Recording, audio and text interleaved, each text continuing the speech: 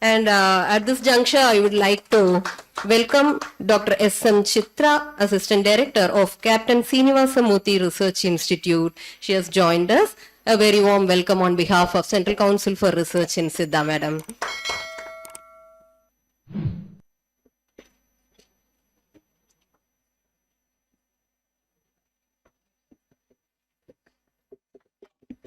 We humbly request our Director General, Professor Dr. N.J. Muthukumar, to honor the speaker, Professor Dr. Gali. Please, sir.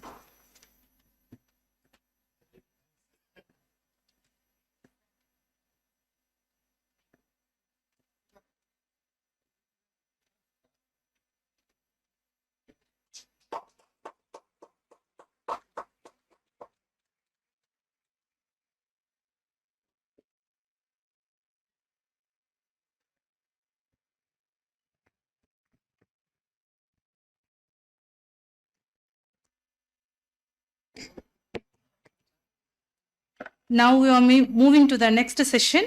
The next session is going to be handled by Thiru N.C. Ravichandran sir, Assistant Director of Drugs Control, Chengalpattu Division, Government of Tamil Nadu, Chennai. A brief introduction about Thiru N.C. Ravichandran sir. Thiru N.C. Ravichandran sir began his journey in the pharmaceutical field with a D Pharm from Coimbatore Medical College, followed by a B Pharm from Madras Medical College and an M Pharm from Annamalai University. His professional experience spans over 2 decades, starting with Wockhardt Healthcare, followed by role as a junior analyst, drug inspector, senior drug inspector, and currently assistant director of drugs control. He is committed to ensuring drug safety and regulatory compliance.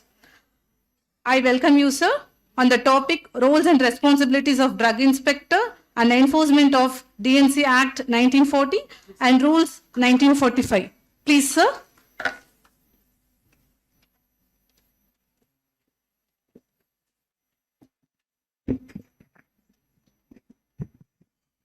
எல்லோருக்கும் எனது வணக்கத்தை தெரிவித்துக் கொள்கிறேன்.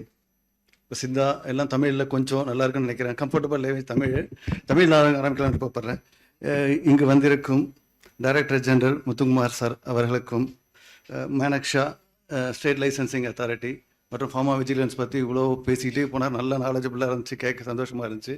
அவருக்கும் எனது வணக்கத்தையும், இங்கு வந்திருக்கும் மருத்துவர்களுக்கும், அனைத்து ஸ்டேக் ஹோல்டருக்கும், இண்டஸ்ட்ரியில் வந்து அனைவருக்கும் எனது வாழ்த்துக்களை தெரிவித்துக் கொள்கிறேன். இப்போ சந்தோஷமாக சொல்லும்போது கிட்டத்தட்ட நான் வந்து ஒரு அலோபேத்திக் மெடிசனை ஃபாலோ பண்ணுற ஒரு ட்ரக் இன்ஸ்பெக்டர், ஒரு ஆஃபீஸர். இது எனக்கு கொஞ்சம் அலைன் ஃபீல்டு இருந்தாலும் எனக்கு புரிஞ்சுக்கிட்டதை நான் சொல்லி ஆரம்பிக்கிறேன். நான் ஸ்கூல் லைஃப்பில் நடந்த ஒரு இன்சிடென்ட் சொல்லிடுறேன். நான் ஸ்கூல் சமயத்தில் கரெக்டாக லஞ்ச் பீரியட் மூலம் வெளில ஒன்று பார்த்துக்கிட்டு இருப்போம். ஒரு வண்டி வரும். என்ன வண்டி வரும்னா ஒரு ஏபிடி பார்சல் சர்வீஸ்னு போகும். ஏபிடி பார்சல் சர்வீஸில் ஒரு ஆஞ்சநேயர் இருப்பார். ஆஞ்சநேயர் கையில் என்ன வச்சுருப்பார்னா சஞ்சீவி மலை வச்சுருப்பார். இப்போ சஞ்சீவி மலை கேச்சுட்டு போகும்போது எதுக்குடா அப்போ ஒரு கியூரியாசிட்டியில் படிக்க ஆரம்பித்தோம். சஞ்சீவி மலை ஏன் தேவைப்படுது? இங்கே ஸ்ரீலங்காவில் ஒரு இன்சிடென்ட் நடக்குது. ஸ்ரீலங்கா இன்சிடென்ட் இடத்துல அந்த மருந்து அங்கே போய் சேர்க்க முடியல. யாரால் சேர்க்க முடியல? நம்மளால் ஒரு ஸ்ரீலங்காவில் போய் அதே குவாலிட்டியில் அதே இதில் என்ன மருந்தை கொண்டு சேர்க்க முடியல. ஸ்ரீலங்காவில் இங்கேருந்து ஒரு மலையை பேர்த்து எடுத்து பண்ண கொண்டிய தருணம் எப்போ இருந்துச்சு? அப்போ இருந்து இப்பயும் இருக்கணுமா? அது மாதிரி இப்போ தேவையில்லை. இல்லை, நாம் படிக்கும்போது காகனேஷன் ஒரு சப்ஜெக்டில் படிக்கும்போது பாப்பா ஒரு இஞ்சின்னு போட்டிருப்பாங்க. இஞ்சி பார்த்தீங்கன்னா இங்கே ஒரு ப்ராப்பர்ட்டி இருக்கும், அங்கே ஒரு ப்ராப்பர்ட்டி இருக்கும். நான் சொல்ல விரும்புறது என்னன்னா, அலோபதிக்கு வளர்ந்துச்சு. சிம்பிள். நான் சின்ன வயசில் நெய்வேலியில் ஜிஹெச்சில் போய்க்கும்போது 4 மாலிகுல் தான். இன்னைக்கு மாலிகுல் எங்களால் சொல்லவே முடியாது. அவ்வளோ மாலிகுல் இருக்கு. எஸ்டாப்ளிஷ் ஆச்சு. ஏன் எஸ்டாப்ளிஷ் ஆச்சுன்னா, சால் சொல்கிற மாதிரி டாக்குமெண்டேஷன், பயிற்சி, ஸ்டாண்டர்டைசேஷன், ரெகுலேஷன் எல்லாம் பண்ணும்போது அடுத்த வளர்ச்சி. 2000 இப்போ 60 வருஷம் 100 வருஷத்துக்கு மருந்து இவ்வளோ வளர்ச்சி வரும்போது 2000 வருஷத்துக்கு முன்னாடி 3000 வருஷமே தெரியல. வர்ற வந்து பண்ண முடியலன்னு கொஞ்சம் இருக்குது. அதுக்கு தேவை ரெகுலேஷன், ஸ்டாண்டர்டைசேஷன். எல்லா இடத்துலையும் இந்த மருந்து எல்லா இடமும் ஒரே குவாலிட்டியில் என்ன எதுக்கு தேவையோ செய்யணும்னா அது வந்து அதான் அந்த மருந்தோட சக்ஸஸ், அந்த ரெகுலேஷனோட சக்ஸஸ் நினைப்போம். ரைட்டுங்களா? இப்போ ஆரம்பிக்கும் போது ஃபர்ஸ்ட் ஆரம்பிச்சேன். தமிழ் கம்ஃபர்டபுள். எப்போ வேணா புரியல, ஏதோ சந்தேகம்னா குறைக்கலாம். சின்ன ஒரு இது என்னன்னா, ஆயுர்வேதிக் ரொம்ப உள்ளார போக முடியாதனால ரெகுலேஷன் ஜென்ரலாக கொண்டு போயிடுறேன். ஸ்லைடு ஏதோ ஒன்று ஆரம்பிச்சிடலாங்களா? ரெஸ்பான்சிபிலிட்டிஸ் மெயினாக கான்சென்ட்ரேட் பண்ணி ரெகுலேஷன் தான், தவறி வரல.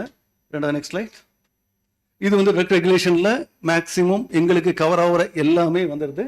ட்ரக்ஸ் அண்ட் காஸ்மெட்டிக் ஆக்ட் ஒரு நிமிஷம் முன்னாடி ட்ரக்ஸ் ரூல்ஸ். இப்போ ட்ரக் காஸ்மெட்டிக் வந்து பிரிச்சுட்டாங்க. இப்போ ட்ரக் நல்லா ட்ரக்ஸ் அண்ட் காஸ்மெட்டிக் ஒரே ஆக்ட். இப்போ ட்ரக்ஸை தனியாக பிரிச்சுட்டாங்க, காஸ்மெட்டிக் தனியாக பிரிச்சுட்டாங்க, மெடிக்கல் டிவைஸ் வளர வளர வளர இப்போ நான் சொல்ல மாலிகுல் மட்டும் வரல, பெரிய அந்த அலோபதிக்கு ஏன் வளருதுன்னு நினச்சிங்கன்னா பிரிக்கிறாங்க. என்ன பிரிக்கிறாங்க? ரெகுலேஷன் பிரிக்கிறாங்க. இப்போ சார் சொல்லும்போது அழகாக சொல்லியிருந்தார். என்ன சொல்லியிருந்தாரு? இப்போ சார் ஒரு சேல்ஸுக்கு லைசன்ஸ் வேணும் அப்படின்னு கேட்குறாரு. இப்போ காஸ்மெட்டிக் தனியான கூடுதல் கவனம் செய்யப்படுது. கூடுதல் ரெகுலேஷன் தேவைப்படுமே, என்ன ஆகுது? அந்த காஸ்மெட்டிக் வளருது. இப்போ காஸ்மெட்டிக் தனி ரூல்ஸ் வந்துருச்சு. கிளினிக்கல் ட்ரையலுக்கு முன்னாடி ஷெடியூல் எக்ஸ்ன்னு ஒய்ன்னு இதில் இருக்கும், எங்கள் ட்ரக்ஸ் அண்ட் காஸ்மெட்டிக்ல இருக்கும். இப்போ தனியாக கொண்டு போயிட்டாங்க, தனி ரூலாக கொண்டு போயிட்டாங்க. இதெல்லாம் கிட்டத்தட்ட ஏதோ ஒரு பகுதியில் நாங்களும் வருவோம். ஃபஸ்ட்டு 3 வந்து ஆஸ் அ ட்ரக் இன்ஸ்பெக்டராக நாங்கள் பார்ப்போம். கிட்டத்தட்ட டிஎம்ஆர் நாங்கள் பார்க்குறோம். Most challenging TMR most challenging. நீங்கள் திருப்பி சார் சொல்கிற மாதிரி கேள்வியெல்லாம் கேட்குறீங்க. டிஎம்ஆரை எப்படி நீங்கள் ஃபேஸ் பண்ணி தெரியுங்களா? வார்த்தை எப்படி மாற்றி போடுவாங்கன்றது கிளீனாக தெரியும். இப்போ கேட்டுட்டு சார்ட்டையும் ஒரு அங்கீகாரம் ஆகிற மாதிரி இருக்குது. டிஎம்ஆர் மோஸ்ட் சேலஞ்சிங் ஃபீல்ட், கொஞ்சம் மாறிக்கிட்டே இருக்கும். ஓகேங்க. டிஎம்ஆர் வந்து ஆஸ் அ ட்ரக் இன்ஸ்பெக்டராக பார்க்க மாட்டாங்க, as a gazetted officer, as a notified by government. ஒரு புரிதா இருக்குது. Next line. இப்போ ட்ரக்ஸ் அண்ட் காஸ்மெட்டிக் ஆக்டில் கிட்டத்தட்ட 5 சாப்டர் இருக்கு. 5 சாப்டர்ல ஒன்று பகுதியாக சொல்லிட்டு இருக்காங்க. 5ல மோஸ்ட் இம்பார்ட்டன்ட் சாப்டர் ஏஎஸ்யூன்னு சொல்லிடுறேன். திருப்பி ஆயுர்வேதிக் சித்தான்னு சொல்லிட்டு போனோம். நல்லா Ayurvedic, A for Ayurvedic, S for Siddha, U for Unani. இந்த 3 இன்ஸ்பெக்டருக்கு 3 ரெகுலேஷனுக்கு எக்ஸ்க்ளூசிவா சாப்டர் 4A ட்ரக்ஸ் அண்ட் காஸ்மெட்டிக்ல எக்ஸ்க்ளூசிவ் சாப்டர் 5. மற்றபடி இந்த 4A தான் மெயின் ஃபோக்கஸ். மற்றபடி அங்கங்கே ஒரு லிங்க் இருக்கும், இந்த லிங்கை வச்சு அங்கங்கே போகிற மாதிரி இருக்கும். சார் சொல்கிற மாதிரி திருப்பி சொல்கிறேன். இது வந்து ஆயுர்வேதிக் மட்டும், இந்த ஏஎஸ்யூ ட்ரக்ஸ் வந்து only regulation for manufacture for sale. திருப்பி சொல்கிறேன், மேனுஃபேக்சர் ஃபார் சேல். சித்தாவுக்கு வந்து ஏசி ட்ரக் அப்படி கிடையாது. இது ஆயுர்வேத, இது அலோபதிக் ட்ரக்ஸ் அப்படி கிடையாது. Manufacture for sale, stock for sale. இன்னும் டிஸ்பிளேல வச்சா கூட என்ன இருக்கு? நீங்க மருந்தை வாங்கி வச்சுட்டு சார் டிஸ்பிளேல வச்சிருக்கேன், ஒன்றும் பண்ணலாம் கிடையாது. Display for sale is also liability in எதுல? அலோபதிக் மெடிசன்ல. ஆனா இங்க என்ன சொல்றாங்க? சொல்லும்போது எங்களுக்கு சொல்லிப்பட்ட, நாங்க கேள்வி கேட்டோம். நீங்க சார் கேட்டார்ல, கேட்கிற மாதிரி, ஏன் சார் உங்க அலோபதிக் மட்டும் வச்சிருக்கீங்க? ட்ரக் இன்ஸ்பெக்டரா கஷ்டப்படுவோம். நீங்க இங்க பாடல சொல்றேன் நான். ட்ரக் இன்ஸ்பெக்டர் கேட்கும்போது, சார் நாங்க மட்டும் ஏன் சேல்ஸ் போறோம், எல்லாத்தையும் பாக்குறோம் அங்க கேட்கும்போது கேட்டாங்க, government at the time want to facilitate இந்த சித்தா மெடிசின். அப்போ இந்த மாதிரி ரூல்ஸ்லாம் போட்டால் நிறைய ரீச் ஆகாதுன்னு கொண்டு போனதா எங்களுக்கு சொல்லப்பட்டது. சரிங்களா? அதனால சொல்ல 2 டிஃபரன்ஸ் இருக்கு. மெயின் டிஃபரன்ஸ் வந்து ஏஎஸ்சிக்கு வந்து manufacture for sale, manufacturing aspect mainly covered, sales aspect not cover ஆகல. சார் சொன்ன மாதிரி தேவைப்பட்டுச்சுன்னா இங்க ஸ்டேட் அமெண்ட்மெண்ட் போட்டு ஒரு என்ன பண்ணலாம், சேல்ஸ் கரெக்டும் மற்றதுக்கும் நீங்க சொல்ற ரா மெட்டீரியல் கொண்டு வரலாம், எல்லாத்தையும் கொண்டு வரலாம், ஸ்டேட் அமெண்ட்மெண்ட் போட்டு கொண்டு வரலாம். ஆனால் இப்போதைக்கு தமிழ்நாட்டில் இல்லைன்னு நினைக்கிறேன். ஓகே, 2வது மிஸ்லேனியஸ் இதை கவர் பண்ணி வரோம். Next type. இப்போ ட்ரக் ரூல்ஸ் ஆக்ட் இருக்கும். ஆக்ட் மெயின் ரூல்ஸ்ல வந்து இந்த ரூல்ஸ்லாம் வருது. ரூல்ஸ் மேனுஃபேக்சர் ஃபார் ஆயுர்வேதிக், இதான் மெயின் ரூல்.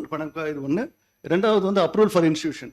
உங்க கம்பெனிக்கு மட்டும் கொடுக்கறது கிடையாது, நீங்க டெஸ்ட் பண்றதுக்கு ரா மெட்டீரியல் சொன்னீங்களா, சார் சொன்ன மாதிரி ரா மெட்டீரியல் செக் பண்றது கரெக்டா இருக்கா, அந்த செக் பண்ற இன்ஸ்டியூஷன் ஃபினிஷ் ப்ராடக்ட், மற்றபடி செக் பண்ற அந்த இன்ஸ்டியூஷனுக்கு அப்ரூவல். அது கொடுக்க போறது பிரிவு வந்து பார்ட் 16 அப்ரூவல் ஃபார் இன்ஸ்டியூஷன். அந்த இங்க இருக்குன்னு நினைக்கிறேன். 5-6 இன்ஸ்டியூஷன் கேள்விப்பட்டிருக்கேன். Okay, next line. Labelling, packing, limit of alcohol, இது பத்தி சார் பேச போறாரு. அடுத்த டாபிக்ல வரும் இந்த லேபிளிங் பத்தி பேச போறாரு. அது ஒரு தனி ரூல், தனி செட்டில் இருக்கு. அதுக்கடுத்து முக்கியமானது, ரொம்ப பிடிச்சது, நான் ஜாஸ்தி பேச போறது இதுதான். கவர்மெண்ட் அனலிஸ்ட் அண்ட் இன்ஸ்பெக்டரோடைய ஆயுர்வேதிக் அவங்க எப்படி அப்பாயிண்ட் பண்ணணும், அவங்களோட ரோல்ஸ் என்னது, ரெஸ்பான்சிபிலிட்டி என்னது, எப்படி பண்ணணும் அப்படின்றது. லாஸ்ட் ஸ்டாண்டர்ட்ஸ் ஆஃப் ஆயுர்வேதிக் எப்படி இருக்கு, ஒரு ஸ்டாண்டர்ட் எங்க சட்டத்தில் எப்படி இருக்குன்னு சொல்லியிருக்க பகுதி அது. அடுத்து இப்போ எல்லாமே இப்போ நீங்கள் சொல்கிற மாதிரி ஆக்ட் நான் திருப்பி ஏன் இவ்வளோ பெரிய டிஸ்கஷன் போடும்போது எனக்கு ஸ்லைட் சார் இவ்வளோ பெருசாக போடணுமான்னு கேட்டாங்க. ரைட்டுங்களா? ஒரு மருந்துன்னு சொல்லும்போது நான் மருந்துகள் ஆய்வாளர், நான் போய் ஒரு நடவடிக்கை எடுக்கிறேன், நல்லது கெட்டது பார்க்குறேன்னா மருந்துகள்னு சொல்லிட்டு நான் கண்ணப்பனன் பண்ண முடியாது. மருந்துகள் என்ன பண்ணணும், இதுதான் மருந்துன்னு சொல்கிறதுக்கு நான் ஒரு இது தேடுறது சட்டத்தில் கிளீனாக சொல்லியிருக்காங்க. இது 3A டிஃபரன்ஷியல் என்ன சொல்லியிருக்குன்னா, இதுதான் ஆயுர்வேதிக். ஏஎஸ்யூ மருந்துனா இப்படி தான் இருக்கணும். எப்படி இருக்கணும்? Ayurvedic drug include all medicine intend for internal external use in the diagnosis, treatment and mitigation of prevention of disease. இது வந்து இந்த இதில் தான் எடுத்துப்போம். இது 3 வருதா இல்லைன்னு கேட்போம். இந்த கேள்வி ஏன் கேட்கப்பட்டதுன்னு சொல்லிடுறேன். இப்போ கேட்குறேன், உங்களுக்கு யாராக இருந்தாலும் சொல்லுங்க. எனக்கு சின்ன சின்ன டவுட் வந்துட்டு இருக்கும், அதையும் கேட்குறேன். எனக்கு சின்ன இதாக இருக்கணும். காஸ்மெட்டிக் இருக்கான்னு கேட்பேன். இருக்கா? காஸ்மெட்டிக் எங்க இருக்கு?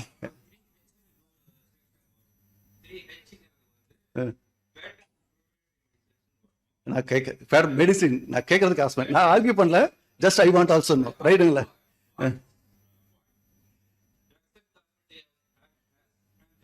Okay okay okay okay okay.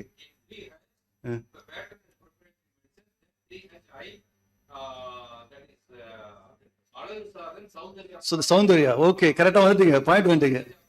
பரவாயில்ல சார். சௌந்தர்யா நீங்க இது வரைக்கும் வந்து பார்த்தீங்களா, இதான் எதிர்பார்த்தேன். சௌந்தர்யா வந்துருச்சு. ஆனால் மெடிசின் தான் சொல்லியிருக்காங்க. நீங்க அங்க போய் தான் காஸ்மெட்டிக் எடுக்க முடியும். எங்க போய் எடுக்க முடியும்? Yes, right right right right right. நான் சொல்றேன் அதான். இப்போ நான் என்னோட பாயிண்ட் என்னன்னா, இட்ஸ் மெடிசின், எங்கேயுமே சொல்லல. நீங்க எங்க போய் எடுப்பீங்க? சுதர்சனா, அது மீனிங் ஆயுர்வேதிக்னு நினைக்கிறேன். இது சான்ஸ்கிரிட்ல சௌந்தர்யா, சௌந்தர்யா. அந்த சௌந்தர்யா வச்சு நீங்க ஓகே சௌந்தர்யான்னு சொல்லிக்கலாம். இட்ஸ் ஆல்சோ மெடிசன் மாதிரி தான் வரும். Okay okay sir. அதுக்கப்புறம் என்ன சொல்றாங்கன்னா, டெஃபினேஷன்ல இன்ஸ்பெக்டர்னா யாரு, கவர்மெண்ட் அனலிஸ்டா யார், இது வந்து சட்டப்பூர்வமாக சொல்லப்பட்டது. நம்ம போய் இன்ஸ்பெக்டர் சார் அப்படின்னு சொல்லிட்டு நம்ம என்ன பண்ண முடியாது. சட்டப்பூர்வமாக இப்படி இருப்பாங்க, எப்படி அப்பாயிண்ட் பண்ணியிருக்கணும், 33G இருக்கிற ரூல்ஸ் படி நாமினேட் பண்ணியிருக்கணும், அப்பாயிண்ட் பண்ணியிருக்கணும். கவர்மெண்ட் அனலிஸ்டா இவங்களும் முக்கியமான ஆளு, இவங்களுக்கு என்ன பண்ணியிருக்கணும், 33F படி பண்ணியிருக்கணும். Okay, next slide. இது 2 போர்டு இருக்கு. எங்க சட்டத்துப்படி பார்த்தீங்கன்னா 2 போர்டு ரெகுலேட் பண்ணது. உலர போகையில் ஆயுர்வேதிக் சித்தாந்த் Unani drugs technical advisory board. இதோட ரோல் என்ன பண்ண, நிறைய மெம்பர்ஸ் இருப்பாங்க, கான்ஸ்டியூட் பண்ணணும், கவர்மெண்ட் மெம்பர்ஸ் இருப்பாங்க, nominated members, selected members, state எல்லாமே இருப்பாங்க. பெரிய டாபிக் அப்போன்னு சொல்லலை. Main role to advise central government and state government on technical issue. என்னென்ன டெக்னிக்கல் இஷ்யூவோ அதை அட்வைஸ் பண்ணி அது ரீதியாக எடுக்கப்பட வேண்டிய கமிட்டி வந்து இது. ஒரு ட்ரக், ஒரு சின்ன பிரச்சனை இருக்கு, அந்த பிரச்சனை எப்படி சரி பண்றது, அந்த ரீதியாக பண்ண வேண்டியது கவர்மெண்ட். இது இந்த கமிட்டியோட வேலை. இது கமிட்டி எப்படி அமையணுன்றதுக்குலாம் ஆக்ட்ல தெளிவாக சொல்லியிருக்காங்க. நெக்ஸ்ட், அடுத்து ayurvedic Siddha Unani consulting committee. இதுவும் ஒரு போர்டு. இந்த போர்டோட மெயின் பர்பஸ் சொல்லிடுறேன், செக்யூரிங் யூனிஃபார்மிட்டி. எல்லா ஸ்டேட்லையும் யூனிஃபார்மாக இந்த சட்டத்திட்டங்கள் மானிட்டர் பண்ணி நடத்த வேண்டிய பொறுப்பு இந்த போர்டு கிட்ட இருக்கு. நெக்ஸ்ட், ஓகே, இம்பார்ட்டன்ட் டாபிக் என்ன சொல்றதுன்னா, இப்போ இங்கே ரெகுலேஷன் சொல்லும்போது சார் சொன்ன மாதிரி என்ன பண்ணுறேன்னா, நான் 2 ஆஸ் அ ட்ரக் இன்ஸ்பெக்டரா என்னோட ரோல் 2 ரோல். இண்டஸ்ட்ரி நல்லா இருக்கணும். இண்டஸ்ட்ரி நல்லா இருக்கிறத விட யார் நல்லா இருக்கணும்? கஸ்டமர் நல்லா இருக்கணும், கன்சியூமர் நல்லா இருக்கணும். It's a balance. எங்களோட ப்ரையாரிட்டி யாரா இருக்கணும்? As a government servant we have to give priority to யாருக்கு? இவங்க தான் இருக்கணும். அதே சமயத்தில் இண்டஸ்ட்ரி எல்லாம் வளரணும், எல்லாம் பண்ணணும். இது 2த்தையும் மனசில் வச்சுட்டு தான் சட்டங்கள் உருவாக்கப்பட்டன. இதெல்லாம் வர பண்ணணும். இப்போ இந்த மிஸ்பிராண்டட் ட்ரக், இந்த மிஸ்பிராண்டட் ட்ரக்கு கிளீனாக சொல்லியிருப்பாங்க. மிஸ்பிராண்டட் ட்ரக்னா என்னன்றது இதில் இருக்கணும். படிக்கணுமா? வேணாம் இல்லை, மிஸ்பிராண்டட் கிளீனாக போட்டிருப்பாங்க. நாங்கள் என்ன பண்ணோம், இப்போ நானே ஒரு மிஸ்பிராண்டட் ஆக்ஷன் எடுக்க போகிறேன்னா நான் திருப்பி இப்போ கூட என்ன பண்ணணும், நான் இங்கே வந்து பார்ப்பேன் இந்த இதில் எந்த பிரிவில் மிஸ்பிராண்டட் வருது. இப்போ எக்ஸாம்பிள், இப்போ கலர் இருக்கு, அந்த கலர் போடாமல் வேற கலர் போட்டிருக்காங்க அப்படின்னா இட்ஸ் மிஸ்பிராண்டட். எக்ஸாம்பிள் என்ன சொல்லுவோம்னா, 33A படி தப்பு சார். இந்த மருந்து என்ன பண்ணியிருக்காங்க, இந்த சட்ட விதி 33A படி கலர் போடல, தப்பு. ரெண்டாவது என்ன பண்ணாங்க, label is not a prescribe paper. Example சொல்லுவாங்க, காமன் இப்போ ஏதோ ஒரு லேபிள் கரெக்டாக பண்ணல, அந்த லேபிள் நம்ம இங்கே எங்களுக்கு இதில் சொல்லிடுறேன், ஐபின்னு போடல. ஐபி போடலன்னா என்ன அர்த்தம்? It's prescribe not prescribe. அப்போ 33EB சொல்லிடுவோம். இது மிஸ்பிராண்டட் ட்ரக், ரைட்டுங்களா? அடுத்த ட்ரக் இது adulterated. Adulterated it consist of a part. அதாவது நம்ம சொல்ற மாதிரி அடல்ட்ரேட்டட் இதுக்கும் எல்லாம் பிரிவு இருக்கு. நான் ஒன்றுனா போக விரும்பல. இதில் கிளீனாக போட்டிருப்பாங்க. இதில் ஏதோ ஒரு பிரிவில் கண்டிப்பாக அடல்ட்ரேட்டட் ட்ரக்னு ஒன்று இருந்துச்சுன்னா இது அழகாக இதில் மேட்ச் ஆகும். எக்ஸாம்பிள் ஒன்று மட்டும், part of a whole or in a part of any filthy putrid or decompose matter. ஏதாச்சும் டீகம்போஸ் பண்ண போட்ட பார்ட்டோட ஒரு பகுதி இருந்துச்சுன்னா அது அடல்ட்ரேட்டட் ட்ரக். இந்த கண்டிஷன், இது 4 கண்டிஷன்ல ஏதாவது 4-5 கண்டிஷன் இருக்கு. 5 கண்டிஷன்ல எது மேட்சா இருந்தாலும் அடல்ட்ரேட் ட்ரக். ஒன்று பச்சை டைம் ஆகிடும் போய்க்கிறேன். நெக்ஸ்ட், இது அடல்ட்ரேட்டட் EF வரைக்கும். இதுல உனக்கு வந்து அலோபதிக்கு இல்லாதது ஒரு பெக்குலரிட்டி ஒன்று பார்க்குறேன், ரைட்டுங்களா? உங்களுக்கு சலுகை இல்லைன்னு சொல்லாதீங்க. இந்த அடல்ட்ரேட்டட்லயும் அடல்ட்ரேட்டட் நான் ஏன் சொல்றேன்னா, எங்களுக்கு வந்து ஒஸ்ட் கேஸ். எங்களுக்கு அடல்ட்ரேட்டட் அலோபதிக்கில் வந்து ஒரு தண்டனை ஒரு வந்துச்சுன்னா, இப்போ வந்து கவர்மெண்ட் லேட்டஸ்ட் அமெண்ட்மெண்ட் 2007 ஒரு அமெண்ட்மெண்ட் வந்துச்சு. என்ன சொல்லிட்டாங்கன்னா, அடல்ட்ரேட்டர்ல ஏதாச்சும் ஒருத்தவங்க பாதிப்பு வந்துச்சுன்னா காம்பன்சேஷன் கொடுக்கணும், ரைட்டுங்களா? Life sentence. லைஃப் சென்டென்ஸ்னா தெரியுங்களா? நான் ஏன் அடிக்கடி சொல்லுவாங்கன்னா, எங்களுக்கு வந்து தண்டனை சில இடத்துல கடுமையாக இருக்கணும், அதனால லைஃப் சென்டென்ஸ் சொல்லுவாங்க. லைஃப் சென்டென்ஸ் இங்க என்ன பண்றாங்கன்னா, நான் ஒரு படிக்கும்போது இன்ட்ரெஸ்டிங்கா சில ஃபேக்ட் பண்ணும்போது பார்த்தோன்னா, எங்க அடல்ட்ரேட்டட்ல உங்களுக்கு ஒரு என்ன கொடுத்துருக்காங்க, இது டேக்கம் சொல்லாமா என்னன்னு தெரியல, என்னன்னு சொல்றேன். For the purpose of clash shall not be deemed to consist of whole, decompose only for the reason that decompose Natura ஆச்சுன்னா என்ன வராதுன்றாங்க. புரியலையா? நேச்சுரலாவே டீகம்போஸ் ஆகி வேற மெட்டீரியலா வந்துச்சுன்னா நீங்க அடல்ட்ரேட்டடா எடுத்துக்க வேணான்றாங்க. இது சொல்றது தப்பான ஆக்சுவலா நான். ஏன்னா என்ன இருக்குன்னா ஒரு கிளாஸ் என்ன கொடுத்துருக்காங்க, ஒரு விதி விலக்கும் கொடுத்துருக்காங்க. ரைட்டுங்களா? ஓகே, புரியுதுங்களா? அது நேச்சுரலாவே ஒரு பொருள் வந்து கலப்படம் பண்ணிடக்கூடாது. நாளடைவில் என்ன இருக்கு, உங்க மருந்து நாளடைவில் ஒரு பகுதியில் என்ன இருக்கு, அது மாறி போய் என்ன ஆகுது, ஒரு வேற பொருளா மாறி இருக்கு. அந்த பொருள் அது மாதிரி மாறிச்சுன்னா இது அடல்ட்ரேட்டா வராதுன்றாங்க, ஒரு எக்ஸப்ஷனுக்காக. Okay, next. ஸ்பூரியஸ் ட்ரக், இதுவும் டாபிக். ஸ்பூரியஸும் அடல்ட்ரேட்டடும் allopathic medicine will be very serious. அதான் சொல்றேன், லைஃப் சென்டென்ஸ்னுவாங்க, 5 வருஷம். அதனால அந்த இருக்கும். ஆனால் ஸ்பூரியஸ் இங்கேயும் அதே மாதிரி ஒரு ஒற்றைக்கட்ட அஃபென்ஸ் அப்படின்னா ஸ்பூரியஸ் ட்ரக் வச்சுக்கலாம். ஸ்பூரியஸ் யார் கிளியரா இருக்கு? ஸ்பூரியஸ் ட்ரக்னா ஒரு அந்த பேரே கிடையாது, வேற பேரு, ஆனா அந்த பேர் வச்சு வைக்கிறது. ரைட்டுங்களா? ஒரு ஏ பேர்ல இருக்க மருந்து ஆனா ஏ பேர்ல இருக்காது, பி பேர்ல இருக்கும், அது தப்பு. ரெண்டாவது இமிடேஷன், அதே மாதிரி இருக்கும் ஆனா அந்த மருந்து கிடையாது, இமிடேஷன். அடுத்து வாங்கப்பா. இது வேற கம்பெனி ப்ராடக்ட் என்ன இருக்கும், வேற கம்பெனி ப்ராடக்ட் அந்த கம்பெனி வச்சு பண்றது. கொஞ்சம் ஒரு பகுதியோ வேற பொருளை வச்சு பண்றது. நாங்க என்ன சொல்றோம், மித்தல் பெட்னிசோலா போட்டு என்ன சொல்றது, மித்தல் பெட்னிசோலான்னு சொன்னாங்கன்னா கிட்டத்தட்ட அது மாதிரி வரும். இப்போ ப்ராடக்ட் ஆஃப் அந்த ப்ராடக்ட் அவங்க தயாரிக்கவே இல்லை, ஆனால் என்ன சொல்றது, இந்த ப்ராடக்ட் தயாரிச்சுன்னு சொல்றது. இதெல்லாம் ஸ்பூரியஸ். நெக்ஸ்ட்,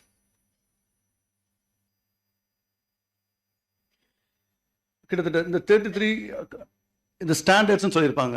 ஸ்டாண்டர்ட்ஸ், இந்த மருந்து ஆயுர்வேதிக் சித்த மருந்துகள் இந்த ஸ்டாண்டர்ட் இருக்கும். இந்த ஸ்டாண்டர்டுக்கு ஒரு ஸ்டாண்டர்ட் வச்சிருப்பாங்க, அந்த ஸ்டாண்டர்ட்ஸ் கடைசியில் வரும். அந்த ஸ்டாண்டர்ட் சொல்லிடுறேன், இந்த மருந்து இப்படி தான் இந்த ஸ்டாண்டர்ட்ல இருக்குன்னு சொல்லியிருப்பாங்க.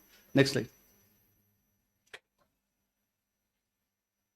ப்ரொஹிபிஷன், சட்டப்படி உள்ள சார் ஆயுர்வேத சட்டங்கிட்டெல்லாம் இருக்கு, எதுவுமே தடை பண்ணலாம், என்ன பண்ணலாம், இருக்க முடியாது. சட்டத்தில் இதெல்லாம் தடை பண்ணியிருக்காங்க. இந்த மருந்துகளை இது தடை பண்ணா குற்றம் சொல்லியிருக்காங்க. எந்தெந்த தப்பு, எனி மிஸ்பிராண்டட், ஏற்கனவே சொல்லியிருப்போம், மிஸ்பிராண்டட் ட்ரக்கை தயாரித்து விற்றால் தப்பு, அடல்ட்ரேட்டட் ஸ்பூரியஸ் மருந்துகளை தயாரித்து விற்றால் தப்பு. ரெண்டாவது, பேட்டன் ப்ராப்ரைட்டரி மருந்துகளை அதுல சொன்னபடி விற்கலன்னா தப்பு.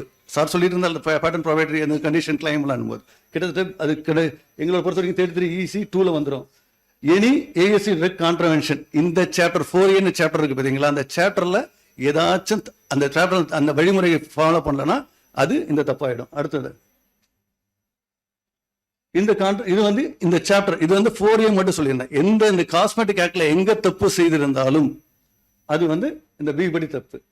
இதே மாதிரி கண்டிஷன் ஆஃப் உங்க மேனுஃபேக்சரிங்ல நிறைய பேர் வந்திருக்கீங்க, மேனுஃபேக்சரிங் லைசன்ஸ்ல கண்டிஷன் போட்டு லைசன்ஸோட கொடுத்துருப்பாங்க. அந்த கண்டிஷன் படி தயாரிக்கலன்னா இந்த 33 EBCல வந்துடும். இங்கேயும் ஒரு எக்ஸம்ஷன் கொடுத்துருக்காங்க. யார் எக்ஸம்ஷன் கொடுத்துருக்காங்க? ஹக்கீம் வைத்தியாசன்றாங்க. ஹக்கீம் வைத்தியாசம் வந்து நாங்கள் ஈக்குவேட் என்ன பண்ணிக்கிறேன்னா, எங்களுக்கு வந்து ரிஜிஸ்டர் மெடிக்கல் பிராக்டிஷன் சொல்லுவாங்க. அவங்க தன்னுடைய பேஷண்ட்டுக்கு கொடுக்கறதுக்கு வந்து கொடுக்குற மருந்துகளுக்கு இந்த சட்ட விதிகளோ லைசன்ஸோ பொருந்தாது, அதனால இந்த நடவடிக்கை உங்களுக்கு வராதுன்றாங்க. ரெண்டாவது, மருந்து தயாரிச்சு டெஸ்ட் பண்ண போறீங்க, விற்க போறது இல்லை, தயாரிக்கிற டெஸ்ட் மருந்துக்கு இந்த சட்டத்திட்டம் பொருந்தாது. அடுத்தது, இப்போ கவர்மெண்ட் அனலிஸ்ட் யாருன்னு ஒரு சின்ன இதாக சொல்லிடுறேன். எடுக்கிற மருந்துகளை ஆய்வு செய்வார். நீங்க எடுக்கிற மருந்து தயாரிக்கிற மருந்துகள்லாம் எடுத்து மருந்து ஆய்வாளர் ட்ரக் இன்ஸ்பெக்டர், மருந்து ஆய்வாளர், மருந்து ஆய்வாளர்கள் எடுக்கப்படுற மருந்துகளை ஆய்வு செய்து உரிய அறிக்கை தருவார் கவர்மெண்ட் அனலிஸ்ட். கவர்மெண்ட் அனலிஸ்ட் வந்து ரிக்வயர்ட் குவாலிஃபிகேஷன் வச்சு கவர்மெண்ட், அந்தந்த ஸ்டேட் கவர்மெண்ட்டோ சென்ட்ரல் கவர்மெண்ட்டோ இந்த விதிகளுக்கு, இந்த சட்ட விதிகளுக்கு உட்பட்டு நியமிப்பார்கள். அவர்கள் அதற்கு உட்பட்டு டெஸ்ட் பண்றது, மற்றபடி அந்த புது மருந்துகளை பற்றி டெஸ்ட் உருவாக்குறது அவங்களோட வேலை. இன்ஸ்பெக்டர் திருப்பி சொல்லுவேன், இன்ஸ்பெக்டர் வந்து ஒரு ரெகுலேஷனோட பேக் போன், ஒரு என்ன செல்லுக்கு ஃபண்டமெண்டல் யூனிட்ன்ற மாதிரி ஒரு ட்ரக் இன்ஸ்பெக்டர், மருந்துகள் ஆய்வாளர், ஒரு பேக் போன் ஆஃப் சிஸ்டம் எல்லாம் பண்ற மாதிரி இருக்கும். அவங்க கவர்மெண்ட் இன்ஸ்பெக்டர் வந்து பெர்ஃபார்ம் கவர்மெண்ட் கண்டிஷன் அவங்க என்ன பண்ணணும்னா, கவர்மெண்ட் நாமினேட் பண்றது, இந்த சட்டத்து விதிக்குட்பட்ட கடைபிடிக்க வைக்க வேண்டியது அவங்களோட வேலை. அவங்க என்ன பண்ணுவாங்கன்னா, section 21 CF IPC code, IPC code இப்போ மாத்திட்டாங்க. என்ன மாத்திட்டாங்க? BNS 23 இப்ப மாத்திருக்காங்க. அது சான்ஸ்கிரிட் BNS சொல்லிட்டு மாத்திருக்காங்க. BNS படி அவங்க இஸ் எ பப்ளிக் சர்வெண்ட். இவங்க தான் கவர்மெண்ட் இது ட்ரக் இன்ஸ்பெக்டரா இருக்க முடியும். நெக்ஸ்ட், இதுல என்ன சொல்றாங்க, சாப்டர் 4A சொல்றான். இந்த மருந்துக்கு சாப்டர் 4A தான் ஃபாலோ பண்ணிட்டே வருவோம். ஆனா இந்த சாப்டர் 4 என்ன சொல்றாங்கன்னா அலோபதிக்ல இருந்து சிலது எடுத்திருக்காங்க. என்ன எடுத்திருக்காங்க? செக்ஷன் 22, 23, 24, 25. இது மேக்சிமம் 2 பேருடைய பவர் அலோபதிக்கு எங்க, அதாவது நாங்க இப்போ வேலை செய்யும்போது என்னென்ன பவர் யூஸ் பண்றோம், என்னென்ன ப்ரொசீஜர் யூஸ் பண்றோங்களோ அங்க எடுத்திருக்காங்க. அந்த பவர் இந்த செக்ஷன் என்னன்னா இது சாப்டர் 4ல செக்ஷன் 22, 23, 24 எடுத்து இது வந்து எப்படி இருக்குன்னு சொல்றாங்க. இது கவர்மெண்ட் இது டி அப்பாயின்மெண்ட்ல இருந்து பவர்ல இருந்து ரெகுலேஷன்ல அது பவர் ப்ரொசீஜர் ஜிஏவோட ரிப்போர்ட் வரைக்கும் வரும். நெக்ஸ்ட் இப்போ இது ட்ரக் இன்ஸ்பெக்டரோட பவர் அப்படின்னு சொல்றது என்னன்னா இது எல்லாமே பவர்ன்றதை விட இந்த ஆக்டை நடைமுறைப்படுத்துறதுக்கு என்னென்ன தேவையோ ட்ரக்ல எல்லா பவரும் கொடுத்துருக்காங்க. முக்கியமான பவர் சர்ச். ஃபர்ஸ்ட் சார் இப்போ எடுத்துக்கிறேன் இன்ஸ்பெக்ட் பண்ண ஒரு இடங்களுக்கு லைசன்ஸ் கொடுத்துருக்காங்களா, இல்ல இந்த மருந்து ஏஎஸ்யூ மருந்து எங்க இருந்தாலும் அவங்க விசிட் பண்ணி இன்ஸ்பெக்ட் பண்ணலாம். இன்ஸ்பெக்ட் பண்ணி சரியா இருக்கா, தயாரிக்கிற மருந்து கரெக்டா இருக்கா, எல்லாம் இருக்கான்னு செக் பண்றதுக்கு அவங்களுக்கு இன்ஸ்பெக்ட் பண்ற பவர் இருக்கு. எங்க இருந்தாலும் மருந்துகள் ஏஎஸ்சி மருந்து எங்க இருந்தாலும் போகலாம். ரெண்டாவது, ஏன்னா உங்களுக்கு இப்ப சர்ச்சு இப்ப லைசன்ஸ் பெர்மிசஸ் சேல்ஸ்ல இல்ல, அதனால இருக்கிறதுக்கு போகலாம். ரெண்டாவது சர்ச். நீங்க ஏதோ ஒரு சந்தேகிக்கிற இடத்துல இந்த மருந்து சரியில்லை அது இல்லை அப்படின்னா நீங்க போய் எந்த இடத்துலையும் சர்ச் பண்ணலாம். இப்போ சில இடத்துல சொல்லுவாங்க வாரண்ட் வாங்கணும் அங்கே வாங்கணும் அப்படின்னு சொல்லுவாங்க. கிட்டத்தட்ட வாரண்ட் தேவையில்லை, இருந்தாலும் அதுக்கும் ஒரு ஐபிஎஸ் கிளாஸ் இருக்கு. அந்த சட்டத்துக்கு உட்பட்டு போய் பண்ணலாம், சர்ச் பண்ணலாம். இங்கே ஒரு மருந்து சந்தேகமா இருக்கு, இந்த இடத்துல போய் தேடலாமா இல்லான்னு கேட்டால் தேடுறதுக்கான பவரும் கொடுத்துருக்காங்க. போய் அந்த இடத்துல போய் இடத்தையோ வெஹிக்கிளையோ நீங்க சர்ச் பண்றதுக்கு பவர் இருக்கு. மூணாவது சாம்பிள் எடுக்கிறது. மாதிரி மருந்துகள் மார்க்கெட்ல இருக்கிற எல்லா மருந்துகளும் நமக்கு எடுக்கிறது மாதிரியா நல்லா இருக்குன்னு செக் பண்றதுக்கு மருந்து மாதிரிகள் எடுத்து செக் பண்ணி அது கரெக்டா இருந்ததுன்னா விட்டுறலாம், இல்ல தப்பா இருந்ததுன்னா நடவடிக்கை எடுக்கிற மாதிரி இருக்கும். அது எடுக்க மருந்து மாதிரி சேர்க்கறது மூணாவது இது. நாலாவது, ஒரு தவறு நடந்து போச்சு, ரெண்டு பண்ணுவாங்க. என்ன பண்ணுவாங்கன்னா மருந்தை கைப்பற்றுதல்னா சீஷர்னு சொல்லுவோம். சீஷர் ஃபார்ம் 16 ஒன்று பண்ணுவாங்க. ஃபார்ம் 16 எடுத்து சீஷர் பண்ணிட்டு அந்த மருந்து முதல் வேலை அந்த தப்பான மருந்து யாரும் கிடைக்கக்கூடாது, பப்ளிக் கிடைக்கக்கூடாது. அதனால ஃபார்ம் 16 படிவம் 14 சீஷர் பண்ணி கோர்ட்ல பண்ணிடுவாங்க. ரெண்டாவது ஃபார்ம் 15 சொல்லுவாங்க. இல்ல ஒண்ணு சந்தேகமா இருக்கு, இல்ல இப்படி இருக்கும் அப்படி இருக்காது, ஆனா இது சந்தேகமா இருக்கு, ஆனா இது நம்ம விசாரிச்சுட்டு பண்ணலாம்னா ஃபார்ம் 15 சொல்லி போடுவாங்க. ஃபார்ம் 15ன்றது ஃப்ரீஸ்ன்னுவாங்க. ஃப்ரீஸ் பண்ணி 20 நாளைக்கு வைக்கலாம், சரிங்களா? அந்த இடத்துல ஃப்ரீஸ் பண்ணி வைக்கலாம். சீஷர் பண்ணும்போது கவர்மெண்ட் ஆஃப் ஐபிசி ப்ரொசீஜர் இருக்கு. இப்போ ஐபிசி மாறி போயிடுச்சு, பிஎன்ஒய். அந்த ப்ரொசீஜர் மாறி என்ன பண்ணும், அந்த சீஷரோ ஃப்ரீஷரோ பண்ணும். ஓகேங்களா? அந்த ஃப்ரீஸ் பண்ற மருந்துகளா இருந்தா 20 நாளுக்குள்ளார அந்த ஃப்ரீசிங் ஆர்டர் என்ன பண்ணும், நம்ம டீஃப்ரீஸ் பண்ணணும். ரைட்டுங்களா? அது பரவாயில்ல. ஃப்ரீஸ் அதான் தப்பே பண்ணல, ஒரு கரெக்டா இருக்குன்னா டீஃப்ரீஸ் பண்ணலாம். சீஷர்னா கிட்டத்தட்ட மேக்சிமம் முழு நடவடிக்கை தப்பே பண்ண விட்டாங்கன்னு தெரிஞ்ச பிறகுதான் சீஷர். ஃப்ரீசருக்கு ஃபார்ம் 15, சீஷருக்கு form 16. Powers of drug inspector அதான் இந்த 22 என்ன சொல்லுதுன்னா, அந்த இதே நான் சொல்றாங்க. இப்போ இந்த இது வந்து பண்ணீங்கன்னா எதுவும் இல்லை, ரிவோக் ஆர்டர் பாஸ் பண்ண ரிவோக் பண்ணலாம். எப்போ பண்ணலாம்? எதுவும் தப்பு இல்லைன்னா 20 நாளுக்குள்ள ரிவோக் பண்ணிடலாம். அடுத்தது ஒரு சீஷர் பண்ணிட்டோம். சீஷர் பண்ணிட்டு உடனே கோர்ட்ல போய் என்ன பண்ணணும், இது மாதிரி சீஷர் பண்ணிட்டு கோர்ட்ல அந்த பொருளை போடச்சு கோர்ட் ஆர்டர் வாங்கணும். கோர்ட்ல வந்து சேஃப் கஸ்டடின்னு சொல்லுவாங்க. ஒன்று கொடுத்த பிறகு அவங்க ஆர்டர் போட்டு அவங்க கோர்ட்ல வச்சுப்பாங்க. இல்லைன்னா என்ன பண்ணுவாங்க, ட்ரையல் நடக்கும்போது கேஸ் நடக்கும்போது கொண்டு வந்து கொடுங்கன்னு சொல்லுவாங்க. இது கண்டிப்பாக முடியும். சீஷர் போட்டேன் அப்படின்னு சொல்லி எங்க இருக்க முடியாது. முடிஞ்சா எவ்வளவு சீக்கிரம் பண்ணுன்றாங்க. 24 மணி நேரம் ஒர்க்கிங் டேவா இருந்ததுன்னா அன்னைக்கே பண்ணிடணும். இல்லையா அடுத்த சனிக்கிழமை இல்லை வெள்ளிக்கிழமை இருந்ததுன்னா திங்கட்கிழமை சீக்கிரம் பண்ணணும். நான் திங்கட்கிழமை பண்ணிட்டு நான் ஒரு வாரம் கழிச்சு பண்ணலாம் பண்ண முடியாது.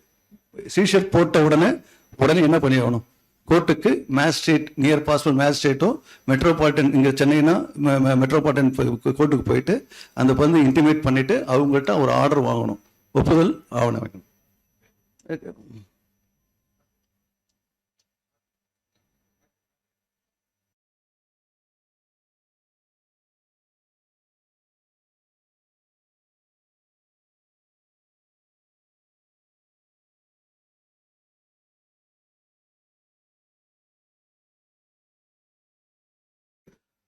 ஒரு கம்பெனி இருக்குன்னா வருஷத்துல 2 வருஷத்துல ஒரு தடவையாச்சும் என்ன பண்ணிருக்கணும், ஒரு டிஏயோட டியூட்டி மினிமம் என்னன்னா வருஷத்துல 2 வருஷத்துக்குள்ள ஒரு கம்பெனி என்ன பண்ணிருக்கணும், விசிட் பண்ணி அந்த கம்பெனி சட்டத்திற்கு உட்பட்டு இல்ல அந்த கண்டிஷன் ஆஃப் லைசன்ஸ் உட்பட்டு நடக்குதான்னு பார்க்க வேண்டியது duty. As per duties of drug இன்ஸ்பெக்டர்ல இது வந்துருது, இந்த டியூட்டிஸ் பண்ணணும்.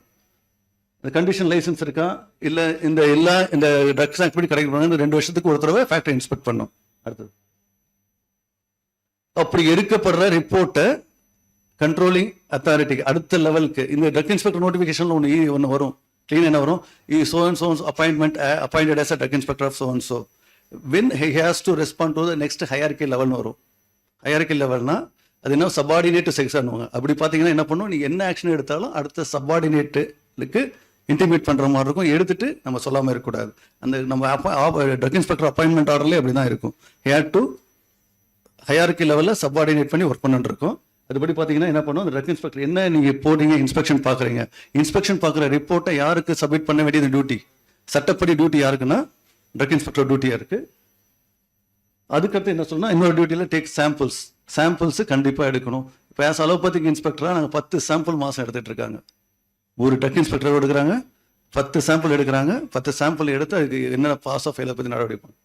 அடுத்து ஏதாச்சும் தவறுகள் நிகழ்ந்தால், தப்பு நடந்துச்சுன்னா, தவறு ஏதாச்சும் நடந்துச்சுன்னா கேஸ் இனிஷியேட் பண்ணணும். இதெல்லாம் டியூட்டிஸு எங்கள் டிபார்ட்மெண்ட்டில் ஒன்றுத்துக்கும் நாங்கள் கரெக்டாக பண்ணணும். சிஸ்டம் இருக்குது, பண்ணிகிட்டு இருப்பாங்க.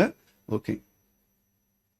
இப்போ சாம்பிளிங் நான் இதை பார்த்து போகிறேன். சாம்பிளிங் திருப்பி சொல்கிறேன். சாம்பிளிங் வந்து மார்க்கெட்டில் மருந்தோட நிலைமை எப்படின்னு பார்க்குறது சாம்பிளிங் தான். அது சர்வலன்ஸு. சாம்பிளிங் எப்படி எடுப்பாங்க, நான் அப்படி உள்ளர போகாமல் நான் எப்படி எடுப்பான்னு ஒரு ட்ரக் இன்ஸ்பெக்டராக இருக்கும் என்ன பண்ணணும் சொல்லிடுறேன். கிட்டத்தட்ட இருக்கும். இப்போ நான் ஒரு இடத்துக்கு போகிறேன், மருந்து இருக்குது. மருந்து எடுக்கும்போது என்ன பண்ணணும்னா, அந்த மருந்து ரேண்டமாக செல்ஃபில் இருக்கா, ரேண்டம் போயிட்டு அவங்க எடுக்க சொல்லிட்டு ரேண்டமாக எடுக்கணும்னா ஒரு மரம் ஒன்று வச்சுக்கணும். ஒரு போர்ஷன் வந்து ஒரு இடத்துக்கு வந்து 4 பகுதியாக பிரிக்கணும், 3 பகுதியாக பிரிக்கணும். ஏன் 4 பகுதியாக பிரிக்கணும், 3 பகுதியாக பிரிக்கணும்? யாராச்சும் சொல்ல முடியுமா? எனக்கு டிஎன்பிசி கேள்வி இது, நான் டிஐ ஜாயின் பண்ணுறதுக்கு முன்னாடி. ரைட்டுங்களா? சாம்பிள் எடுக்கணும், சாம்பிள் போய் எடுக்கிறோம், எங்கே வேணால் எடுக்கலாம். நான் திருப்பி சொல்கிறேன், மருந்துகள் எங்கே இருக்கிற இடத்துல வேணால் இன்ஸ்பெக்டர் போகலாம். அதாவது ஏஎஸ்யூ, நான் அலோபதிக் மெடிசன்னா எனக்கு எந்த இடத்துல இருக்கோ அங்கே போகலாம். இப்போ ஏஎஸ்யூ மருந்துகள் இருக்குது, எங்கே வேணால் எடுக்கலாம். இன்னும் ஒரு சில இடத்துல 4 எடுக்கணும், 4 பகுதியாக பிரித்து எடுக்கணும். ஒரு இடத்துல 3 பகுதியாக பிரித்து எடுக்கணும். ஏன் தெரியுங்களா? சூப்பர் மாஸ் மாத்துறீங்க. Premises super. நான் மேனுஃபேக்சரிங் வச்சுக்கிறேன். மேனுஃபேக்சரிங் பெர்மிசஸ்னா அங்கேயே தயாரிக்கிறாங்க, தூக்கணும். அதுக்கு ஒரு காரணம் இருக்குது, நான் பின்னாடி வரேன். இப்படியே சொல்லிட்டு வரேன். இது உங்களுக்கு அங்கே போய் சொன்னால் கொஞ்சம் டைம் ஆகும், திருப்பி எல்லாமே இதாகிடுவீங்க. நான் சொல்கிறேன். சாம்பிள் எடுக்கணும், 4 எடுக்கணும். 4 எடுக்கும்போது என்ன பண்ணால், ஒரு மருந்து மாதிரி வந்து கம்ப்ளீட்டாக 2 டெஸ்ட் பண்ணுற மாதிரி எடுக்கணும். ரைட்டுங்களா? ஒரு மருந்து 4 மாதிரி. ஒரு மருந்து எடுத்துட்டீங்க, எக்ஸாம்பிள் ஒரு சூரணம்னு வச்சுக்கோங்க. அந்த சூரணம் ஏதோ ஒரு சூரணம் எடுக்கணும்னா அந்த மருந்து வந்து வச்சு 2 டெஸ்ட் கம்ப்ளீட் டெஸ்ட் பண்ணணும். யார் நீங்கள் அனுப்ப போகிற லேபில் 2 பண்ணணும். இல்லை சார் 1 போதுமா, அப்படிலாம் கிடையாது. நம்மளுக்கு போக ப்ராக்டிஸில் தெரியும். இந்த மருந்து வச்சு இந்த டெஸ்ட்டுக்கு தேவையான 2 டெஸ்ட் பண்ணலாம். அந்த 2 மருந்து மாதிரி ஒரு போர்ஷன் 4 பிரிக்கிறோம். 4 பிரிச்சு என்ன பண்ணுறோம்னா, அவங்ககிட்ட காசு கொடுக்குறோம். காசு கொடுத்துட்டு ரைட் ஓகே காசு வாங்கிட்டாங்கன்னா அந்த காசு கொடுத்து மருந்து வாங்குறோம். காசு கொடுத்து மருந்து வாங்கிட்டோம்னா ஃபார்ம் 17 சொல்லுவாங்க. ஃபார்ம் 17ல் எழுதி என்ன பண்ணுறோம், இந்த மருந்துகள்லாம் எடுக்கிறோம், யார்கிட்ட எடுக்கிறோம், எல்லாம் எடுக்கிறோம்னு எழுதி யாருக்கு ஒப்புதல் வாங்கணும், எடுக்க போகிற யார்ட்லையோ. அது ஒரு இடத்துலையும் மாறும். ஒரு இடத்துல மேனுஃபேக்சராக இருக்கும், ஒரு இடத்துல இருக்கட்டும். அது பொறுப்பாக மேக்சிமம் யார் பொறுப்பில் இருக்காங்களோ, அது யாருக்கு வந்து இப்போ ஆத்தரைசேஷன் இருக்கோ அவங்ககிட்ட வாங்குறது நல்லது. ரைட்டுங்களா? அவங்ககிட்ட வாங்கிட்டு அவங்ககிட்ட கையெழுத்து ஒப்புகை, இந்த மருந்து மாதிரி கிடைக்கிறேன், காசு வாங்கிட்டேன், இதெல்லாம் வாங்கிட்டேன்னு சொல்லிட்டு சீல் பண்ணி என்ன பண்ணுறோம், கட்டுறோம், சீல் வைக்கிறோம். நம்ம ஒரு இது என்ன பண்ணுறோம், நம்ம ஒரு கையை கும்பிட்றோம். அவங்ககிட்ட ஒப்புகை என்ன பண்ணுறோம், உங்கள் மருந்து தான் இருக்கிறோன்னு சொல்லிட்டு ஒரு கையை இது வாங்கிட்டு சீல் வச்சு என்ன பண்ணுறோம், படிவத்தில் ஒரு ஒப்புதலும் வாங்கிடுறோம். 17. இப்போ அவங்க காசே வேணாம், எதுவும் வேணான்னு சொன்னாங்கன்னா அதுக்கு வேற படிவம். அவங்க காசு கொடுத்தோம் வேணான்னு சொல்லிட்டாங்க, அதனால் என்ன பண்ணுறோம் அப்படின்னு சொன்னால் படிவம் 17. இந்த படிவம் 17 ஒன்றும் இல்லை, ஒரு 4 ப்ரிப்பேர் பண்ணுவோம். சட்டப்படி 4 ஃபார்ம் ப்ரிப்பேர் பண்ணுவாங்க. இல்லை 3 மினிமம் இருக்கும். 4 சட்டப்படி 4 பண்ணிக்கோங்க. 4 எடுத்துகிட்டு என்ன பண்ணணும், ஒன்று அவங்ககிட்ட கொடுத்துடணும். கொடுத்துட்டு யார்கிட்ட கொடுத்துடணும், யார்கிட்ட எடுக்கிறீங்களோ அவங்களுக்கு அந்த படிவம் ஃபில்அப் பண்ணிட்டு அவங்ககிட்ட கொடுத்துடணும். மருந்து மாதிரிகளை 4ல் 1 யாருக்கு கொடுத்துடணும், அவங்களுக்கு கொடுத்துட்டு நம்ம சீல் பண்ணிவிட்டு நேராக ஆஃபீஸ்க்கு வரணும். ஆஃபீஸ்க்கு வந்துட்டு திருப்பி படிவம் 18A, கரெக்டுங்களா? 18 தான் நினைக்கிறேன். எங்களுக்கு 18, உங்களுக்கு 18A ப்ரிப்பேர் பண்ணணும். அதுவும் கிட்டத்தட்ட எல்லாமே ட்ரிப்ளிகேட், மினிமம் ட்ரிப்ளிகேட். ரைட்டுங்களா? ட்ரிப்ளிகேட்டு ஒரே மாதிரி இருக்கணும். முன்னாடி கார்பன் காப்பின்னு சொல்கிறோம், இப்போ கார்பன் காப்பி யாரும் நாங்களாம் யூஸ் பண்ணுறது கிடையாது, எல்லாம் ஆன்லைன் போயிட்டோம். ஏன் கார்பன் காப்பின்னு சொல்லுவாங்கன்னா மிஸ்டேக் எது கேரியாக வரக்கூடாது. 17 ஒரு டூப்ளிகேட்டில் ஒன்று இருக்கக்கூடாது, ஒரிஜினல் ஒன்று இருக்கக்கூடாது. அதனால் கிட்டத்தட்ட ரிஃப்ளெக்ட் பண்ணுறதுக்காக வச்சுருப்பாங்க. அதனால் அந்த காப்பி எடுக்கணும், எடுத்துகிட்டு 18 எடுத்துகிட்டு கவர்மெண்ட் அனலிஸ்ட்டுக்கு அனுப்பணும். யாருக்கு அனுப்பணும்? கவர்மெண்ட் அனலிஸ்ட்டுக்கு அனுப்பிச்சிடணும். எங்களுக்கெல்லாம் எடுத்து ஒரு வாரத்துக்குள்ளே அனுப்பிச்சிடணும், வச்சுட்டு இருக்கக்கூடாது. எங்களுக்கு எக்ஸ்பைரி பயம் இருக்கும், அதனால் உடனே அனுப்பிச்சிடுவோம். கவர்மெண்ட் அனலிஸ்ட்டுக்கு 2 என்ன பண்ணணும், சீல் பண்ணி 2 ஃபார்ம் அனுப்பணும். சாம் சீலு, அதில் எடுக்கிற ஒரு போர்ஷன் யாருக்கு போயிடுது, எடுத்து கொடுத்துட்றோம். இன்னொரு போர்ஷனு லேபுக்கு அனுப்புகிறோம். லேபுக்கு அனுப்பும்போது என்ன பண்ணுறோம், ஒரு ஃபார்ம் ஒன்று தனியாக அனுப்பிச்சிடுவோம்.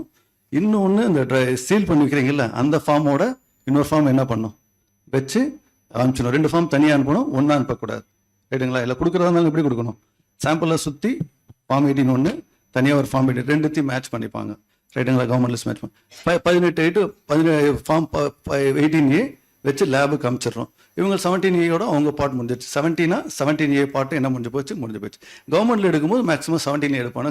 அங்கே பொருள் காசு இருக்காது, என்ன இருக்காது, அதில் காசு இருக்காது. அதனால் காசு இல்லாத பொருளை கவர்மெண்ட் ஃப்ரீ சப்ளைன்னு வாங்க முடியாது. அதனால் 17A போட்டு அதை எடுப்போம். ஓகே.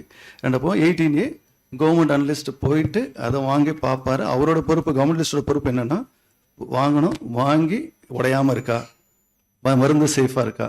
அப்படி இருந்துச்சுன்னா அவர் உடனே என்ன பண்ணணும், ரிட்டர்ன் பண்ணணும். இந்த மருந்து ஆய்வுக்கு உகந்ததல்ல, இது சரியாக வரலன்னு சொல்லிட்டு உங்களுக்கு ரிட்டர்ன் பண்ணி நோட்டிஃபை பண்ணணும். வரல வந்து போச்சு. ரிப்போர்ட்டு இருக்குது. ரைட்டுங்களா? ஏதாவது டவுட் இருக்கா? அதில் சாம்பிளிங்கில் டவுட் இருக்கா? இல்லை. 17, 18 சாம்பிள் போயிடுச்சு. 18A சாம்பிள் போயிடுச்சு. 3ல் ஒரு போர்ஷன் போட்டால் உங்கள்கிட்ட எவ்வளோ இருக்கும் இப்போ? 2 இல்லை 2 இல்லை 1 உங்கள்கிட்ட இருக்கிறது. 1 அவர்கிட்ட கொடுத்துட்டீங்க, 1 யார்கிட்ட இருக்கு?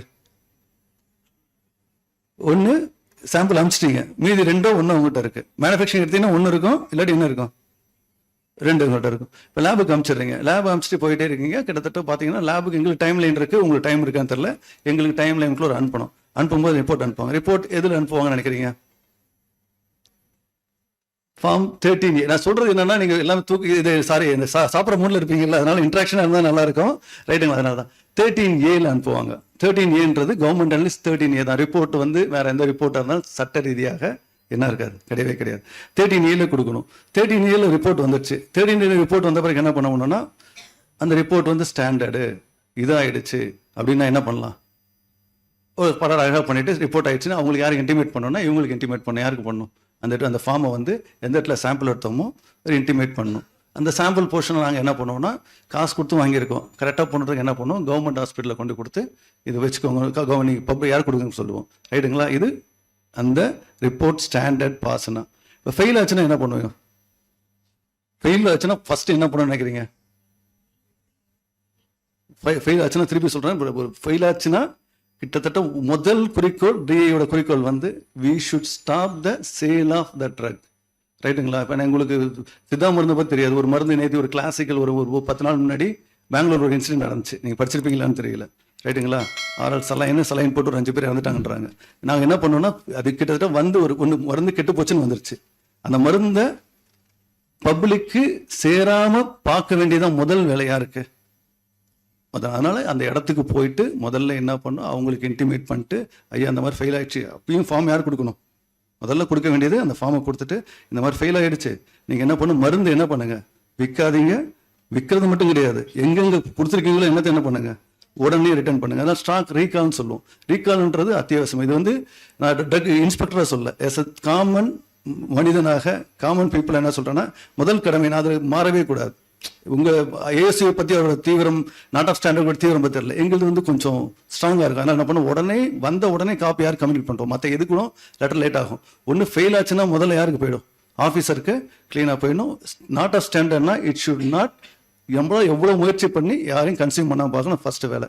ரெண்டாவது ஓகே, இந்த வேலையை பார்த்துட்டோம், அடுத்து என்ன பண்ணோன்னா அவர்கிட்ட யார் வாங்கியிருக்கீங்க, ஐயா நீங்கள் இந்த மாதிரி தயாரிப்பாளர்னா வேறு மாதிரி கேட்கணும். ஒரு கடைக்காரர் சொல்கிறோம் அப்படின்னா, கடைக்காரர் இருக்கான்னா, ஐயா இந்த மாதிரி வந்திருக்கீங்க, மருந்து தயாரிச்சு ஃபெயில் ஆகிடுச்சு, நீங்கள் யார்கிட்ட வாங்கினீங்க, அதுக்கு சட்டத்தில் எல்லாம் இடம் இருக்குது, 18 இருக்குது, எல்லாமே இருக்குது. சட்டப்பூர்வமாக யார் இந்த மருந்து வாங்கியிருக்கேன்னு கேட்கணும். அவர் அந்த வாங்கினவர் சட்டப்படி அது யார்கிட்ட சொல்ல வேண்டிய கடமை யாருக்கு இருக்குது, இந்த மருந்து நான் இங்கே வாங்கியிருக்கேன், இல்லை நான் தயாரிச்சிருக்கேன்னு சொல்ல வேண்டிய கடமை இருக்குது. தயாரிச்சுட்டு சொல்லிட்டோம்னா சொல்லுவாங்க இன்வெஸ்டிகேஷன். இது இன்வெஸ்டிகேஷன் பார்ட் ஆரம்பிக்குது. இன்வெஸ்டிகேஷன் அது தவறான மருந்து வந்துச்சு, இந்த தவறான நடவடிக்கை எடுத்தே ஆகணும். எடுத்து என்ன பண்ண வச்சுட்டு போட முடியாது அப்படிலாம் கிடையாது. எடுத்துகிட்டு இன்வெஸ்டிகேஷன் பண்ணுறோம். அவங்க என்ன சொல்கிறாங்க, மருந்து எங்கே வாங்கியிருக்கேன்றாங்க. அந்த லெவலோட முடிஞ்சு போச்சா பரவாயில்ல. இல்லை இன்னொரு ஹோல்சேலில் வாங்குறாங்க. எப்படியே தாண்டி போனால் இந்த இன்வெஸ்டிகேஷன் ஃபுல்லும் முடிச்சா கடைசி எங்கே போகும்? கரெக்டாக இருந்துச்சுன்னா மேனுஃபேக்சர்கிட்ட போகும். மேனுஃபேக்சர்கிட்ட போகும்போது மேனுஃபேக்சருக்கு ஒரு கேட்கணும், இந்த மாதிரி வந்திருக்கியா, உங்கள் மருந்து தயாரிக்கிறது ஆகிடுச்சு, அதுக்காட்டியும் என்ன பண்ணுன்னு சொல்லிட்டு இதுக்கு வந்து என்ன விளக்கம் கொடுக்குறீங்க அப்படின்னு கேட்டு ஒரு விளக்க கடிதம் கேட்டு இந்த படிவத்தையும் அனுப்பணும். ரைட்டுங்களா? இப்போ என்ன வரும்னா, இப்போ நாங்கள் என்ன பண்ணுவோம்னா, இப்போ ஒரு மருந்து இப்போ சேல்ஸில் எடுத்திருந்தாங்கன்னா, இந்த மருந்து எங்கே என்னோம்னா, இப்போ 2 கையில் எந்த மருந்து மொத்தம் இருக்கும்? சேல்ஸில் எடுத்தால் கையில் எவ்வளோ இருக்கும்? 2 மருந்து இருக்கும். 2 மருந்து, ஒரு மருந்து இங்கே கொடுத்துருவோம். இப்போ அவங்களுக்கு அனுப்புவோம். 18 இயரில் டிஸ்க்ளோஸ் பண்ணுறவங்களுக்கு இந்த மருந்தை கொடுக்கலான்னு சட்டத்தில் சொல்லுது. யார் வந்து இந்த மருந்து வாங்கிருக்கீங்கன்னு சொல்கிறீங்களோ அது முதல் லெவலில் கொடுக்கலாம், கடைசி மேக்ஸிமம் மேனுஃபேக்சர் கொடுத்துருவோம். இந்த மருந்து இந்த மாதிரி நீங்கள் வாங்க, இதாங்க உங்கள் மருந்து, இதாங்க உங்கள் மருந்து, இதாங்க உங்கள் மருந்து. இந்த மருந்து வந்து தரமில்லைன்னு வந்திருக்கு. இந்த தரமில்லாத மருந்தை என்ன பண்ணுறீங்க, உங்களுக்கு கொடுத்து என்னன்னு ரிப்ளை கொடுங்கன்னு சொல்லிட்டு அவங்கள்ட்ட பதிலை வாங்கணும். சரிங்களா? இப்போ பதில் வாங்குறதுக்கு என்ன பண்ணலான்னா, அவங்க என்ன பண்ணலாம், அவங்க வந்து டெஸ்ட் பண்ணி பார்த்துட்டு எல்லாம் பார்த்துட்டு என்ன சொல்லலாம், இந்த மருந்து வந்து கரெக்டாக எங்கே நாங்கள் தயாரிச்சிருக்கோம் சார், இதெல்லாம் இருக்கு, அவங்க ஃபுல் உரிமை இருக்குது, டெஸ்ட் பண்ணி எல்லாத்தையும் பார்த்துட்டு இருக்கலாம். இருந்துட்டு என்ன பண்ணலாம், இல்லை சார் எனக்கு இது நான் இங்கே ஒத்துக்கவே மாட்டேன், இது நல்லா இருக்குன்னு சொன்னால் அவங்க எத்தனை நாளுக்குள்ள சொல்லணும்? 28 நாட்குள்ள சொல்லணும்.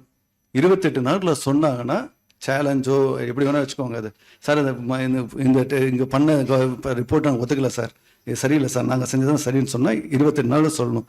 28 நாட்குள்ள சொல்லனா கவர்மெண்ட் அனலிஸ்ட் அந்த படிவம் 13A இஸ் ஃபைனல். அதுக்கப்புறம் என்ன பண்ண தேவையில்லை, மாற்றவே முடியாது.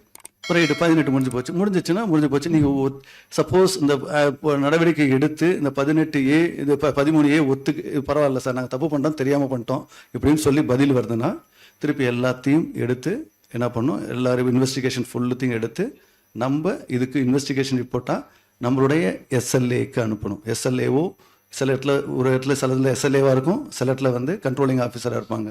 ஏன்னா சில SLAன்றது வேறு, கண்ட்ரோலிங் ஆஃபீஸர். கண்ட்ரோல் ஆஃபீஸருங்க வந்து ஒரு என்ன சொல்கிறது, கேஸ் போடுற மாதிரி இருந்துச்சுன்னா, இந்த நீங்கள் மேனுஃபேக்சர் வேறு இருக்கீங்க ரைட்டுங்களா, அவங்களுக்கு சேலஞ்சு கொடுக்க போகிறீங்களான்னு தெரியல ரைட்டுங்களா. SLAன்றவங்க வந்து condition of license. Conditional license வந்து லைசன்ஸை முடக்கம் பண்ணலாம், சஸ்பெண்ட் பண்ணலாம், டிஸ்மிஸ் பண்ணலாம், அந்த மருந்தை மட்டும் கேன்சல் பண்ணலாம், அவ்வளோ இருக்குது. பனிஷ்மெண்ட்றது வந்து ஒரு பனிஷ்மெண்ட் சிம்பிளாக கொடுக்கல.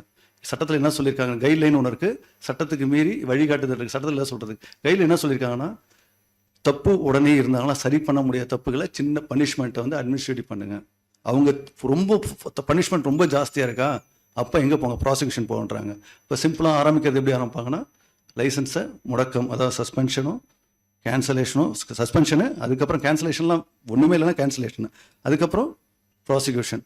இங்கே நீதிமன்றத்தில் தான் தண்டிக்க உச்சக்கட்ட தண்டனை அப்படின்னு சொல்லி அவங்க எது ஃபீல் பண்ணுறாங்களோ அது யார் சொல்ல வேண்டிய ஆஃபீஸர்னா அவங்க வந்து இன்வெஸ்டிகேஷன் ஆஃபீஸர். இந்த இன்வெஸ்டிகேஷன் ஆஃபீஸர் இங்கே யாருன்னா யார், இன்ஸ்பெக்டர். அவங்க இன்வெஸ்டிகேஷன் கொடுப்பாங்க.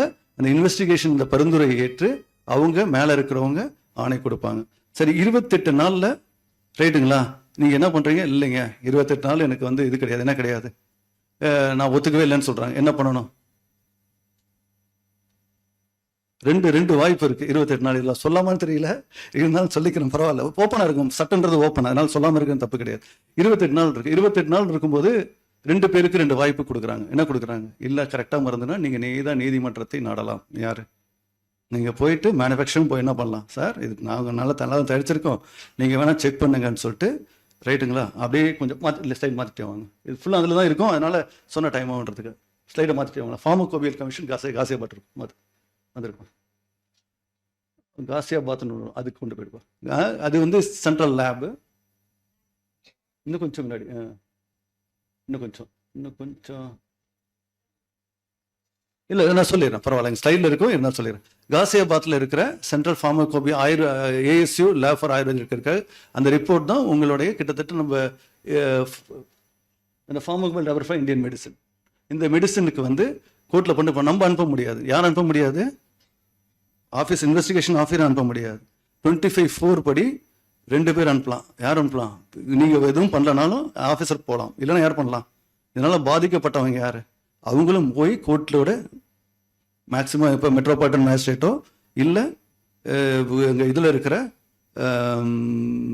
மேஜிஸ்ட்ரேட் கோர்ட்லேயோ போயிட்டு இந்த மாதிரி சார் இது இருக்குன்னு சொல்லிட்டு கோர்ட்டில் மனு இட்டால் இந்த 2 பேர் ரிக்வஸ்ட்டில் யார் ரிக்வஸ்ட் இருந்தாலும் அவங்க கோர்ட்டு மூலமாக எங்கே அனுப்புவாங்க, இந்த லேபுக்கு அனுப்புவாங்க. இந்த லேபுக்கு அனுப்பிச்சிட்டு அந்த லேப் ரிப்போர்ட் பேஸ் பண்ணி இந்த லேப் ரிப்போர்ட் வந்ததுன்னா அது ஃபைனல். சரிங்களா? இந்த லேப் என்ன ரிப்போர்ட் வருதோ ரிப்போர்ட் வந்து திருப்பி கோர்ட்டுக்கு வரும், போட்டு வர முடியும். இப்போ வந்தாலும் இப்போ இது வருதா, இதில் பண்ணுறதுக்கு மட்டும் இன்வெஸ்டிகேஷன் வந்து பெரிய டாப்பிக்கு, அது போயிட்டு இருக்கும். அப்புறம் இது பரவாயில்ல. புரியுதுங்களா? ஆஸ் அ இன்ஸ்பெக்டராக யாருக்காச்சும் அதில் டவுட் இருக்கா? Right, okay. அதனால் பண்ணிட்டு போய்டும். இது வரணும். இப்போ இது சேலஞ்சு கோர்ட்டுன்னு போயிடுச்சுன்னா அது கோர்ட்டு தான். எங்கே இருக்குது? ஒன்ஸ் நீங்கள் கோர்ட்டு கதவை தட்டிட்டீங்கன்னா அது நீதிமன்றத்தில் தான் என்ன இருக்குது, நல்லது கட்டுறோம் முடிவு இருக்குது. நல்லதாக வந்துச்சுன்னா உங்களுக்கு இருக்குது, நல்லதாக இல்லைனாலும் கோர்ட் முடிவு பண்ணும். மற்ற பேரில் இல்லைன்னா இல்லை, நீங்கள் இந்த 24 வந்தீங்கன்னா இந்த வாய்ப்புகள் என்ன இருக்குன்னு கண்டிப்பாக தவறுதான மருந்துன்னா அதுக்கு தண்டனைன்றது ஏதோ ஒன்று இருக்கும். It may be administrative or என்னது கோர்ட் மூலமாக கிடைக்கக்கூடிய மருந்தாக இருக்கும். ஓகே, இதாக இருக்கும். ரைட்டுங்களா? இது தரம் இல்லாத மருந்துகளுக்கு. ரைட், கொஞ்சம் முன்னாடி பண்ணுறோம். அதான் ட்ரக் இன்ஸ்பெக்டருக்கு நான் திருப்பி சொல்கிறேன். 4 ரோல் வந்து சாம்பிளிங்கு, இன்ஸ்பெக்ஷனு, ரெகுலேஷனு, ரிப்போர்ட்டிங்கு எல்லாம் வந்துடும். இது 4 வந்துடும். இது 4 பார்க்க இருக்கும், பேரலாக போயிட்டுருக்கோம். இது வந்து என்ன பெனால்ட்டி, இப்போ பெனால்ட்டி சொல்கிறது என்னென்னா, இப்போ இதுக்கு என்ன சொல்கிறாங்க, இந்த சட்டத்தில் உச்சக்கட்ட பெனால்ட்டி நான் சொல்கிறேன். 2 பனிஷ்மெண்ட்ன்றது வந்து ஒரு இது நான் ஆக்டில் வந்து எங்கேயும் வார்னிங்னு சொல்லவே இல்லை. இது வார்ன் பண்ணுறோன்னு எங்கேயுமே சொல்ல. எல்லாத்துலேயும் இருக்குன்னா ஏதோ ஒரு பனிஷ்மெண்ட் இருக்கும். பனிஷ்மெண்ட் மேபி சில எஸ்எல்ஏக்கு வந்து பவர் என்ன இருக்குன்னா, அவங்க சாருக்கு வந்து எஸ்எல்ஏக்கு வந்து சஸ்பென்ஷன் பவர் இருக்குது, கேன்சலிங் பவர் இருக்குது. It's administrative penal action, administrative action. ஒரு என்ன தப்புக்கான ஒரு தண்டனைக்கான ஒரு களம். அது ஒரு ப்ராடக்ட்டை கேன்சல் பண்ணலாம், அந்த தப்பான ப்ராடக்ட் கேன்சல் பண்ணலாம், கம்பெனியோட லைசன்ஸ் கொஞ்சம் நிறுத்தி வைக்கலாம், எல்லாம் பண்ணலாம். இது வந்து இப்போ பண்ணுறாங்க. இப்போ என்ன பண்ணாங்கன்னா பெனல்ட்டி என்னென்னு சொல்கிறாங்க. பெனல்ட்டி வந்து மினிமம், அதாவது மிஸ்பிராண்டடோ அடல்ட்ரேட்டட் ட்ரக்குக்கு punishment imprisonment extend up to 1 year. ரைட்டுங்களா? 1 வருஷத்துக்கு தண்டனை. ஃபைன் வந்து 25,000 ஃபைன் போகும். அல்லது நீங்கள் சீஸ் பண்ணியிருந்தீங்கன்னா, சொல்லியிருந்தால தப்பாக இருந்தவங்க சீஸ் பண்ணிங்கன்னா அந்த சீஸ் பண்ண மருந்துக்குன்னு 3 மடங்கு. இதில் எது ஜாஸ்தியோ அது. புரியுதுங்களா? தண்டனைன்றது 1 வருஷம் வரைக்கும் போகும், அதிகபட்சம் 1 வருஷம். ஃபைன் வந்து 25,000, இல்லைன்னா நீங்கள் சீஸ் பண்ண குவான்டிட்டியோட 3 மடங்கு எது ஜாஸ்தியோ. அண்டு 6க்கும் வேற ஜெயில் தண்டனையும் உண்டு, ஃபைனும் உண்டு. அடுத்து வந்து இது மிஸ்பிராண்டட் அடல்ட்ரேட்டடுக்கு, ஸ்பூரியஸ் ட்ரக்குக்கு 1 year, 1 yearலேருந்து 3 year வரைக்கும். இங்கே 50,000 R 3 times the value of product seized. இது வந்து கோர்ட் விதிக்கப்படுறது, அங்கே கோர்ட்டில் விதிக்கப்படுற தண்டனைகள். அடுத்தது அடுத்த ஸ்லைட் தான். அடுத்த ஸ்லைட் இருக்கா? இது கோர்ட் என்ன சொல்கிறாங்கன்னா, திருப்பி இதில் ப்ரொவிஷோ கிளாஸ்ன்னு சொல்லுவோம். இது வந்து தண்டனை சாராமிக்கம் பண்ணுறது. அவன் என்ன சொல்லுவான், கோர்ட் இப்போ வந்து ஏதாச்சும் ஜென்யூன் ரீசன் இருந்ததுன்னா என்ன பண்ணலாம், இதை விட ஜெயில் தண்டனையை குறைச்சி வழங்குவதற்கு பொதுவான அதிகாரம் அவங்களுக்கு இருக்குது. அது டைம் லெஸ் தென் 1 year. 1 yearன்றதுக்கு கம்மி தான் சொல்கிறாங்க. எவ்வளோ கம்மின்னு சொல்லலை, அதை புரிஞ்சுக்கலாம். ஓகேங்களா? ரெண்டாவது 50,000 ஆனால் ஃபைனை குறைக்கவே இல்லை. 50,000ன்றது ஸ்டாண்டர்ட். இங்கே வயலேஷன் 33 பனிஷ்மெண்ட்.